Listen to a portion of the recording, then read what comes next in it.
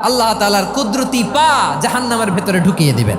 জাহান্নামের সবচাইতে হালকা আযাব হলো ওই ব্যক্তির আযাব যার পায়ে দুটো জাহান্নামের আগুনের জুতা পুড়িয়ে দেয়া হবে। ওই আগুনের উত্তাপে তার মাথার মগজগুলো ভাতের মারের মতো টপ টপ টপ টপ করে বেয়ে বেয়ে পড়বে।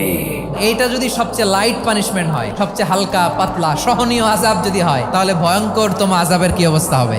জাহান্নামের অবস্থা এত ভয়ঙ্কর হবে, জাহান্নামের ভেতরে লক্ষ লক্ষ কোটি কোটি কাফির মুশরিককে দেওয়ার পরেও জাহান্নাম বলবে হালমিম মাজিদ, আরো আছে নাকি, আরো দাও, আমার ক্ষুধা নিবারণ হয় নাই।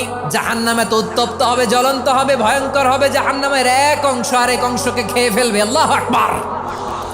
জাহান্নামের রক্ষী ফেরেশতারা কি করবে তারা নিজেরাও বুঝতে পারবে না। কোনো কিছুতেই যখন জাহান্নামকে শান্ত করা যায় না, আল্লাহ তাআলা তার কুদরতি পা জাহান্নামে ঢুকিয়ে দিবেন। দেওয়ার সাথে সাথে জাহান্নাম থেকে আওয়াজ আসবে, কাত বিইজ্জাতিকা ওয়া বিকারামিকা, আল্লাহ আপনার ইজ্জতের কসম, যথেষ্ট হয়েছে, আর লাগবে না। সুবহানাল্লাহ বলেন।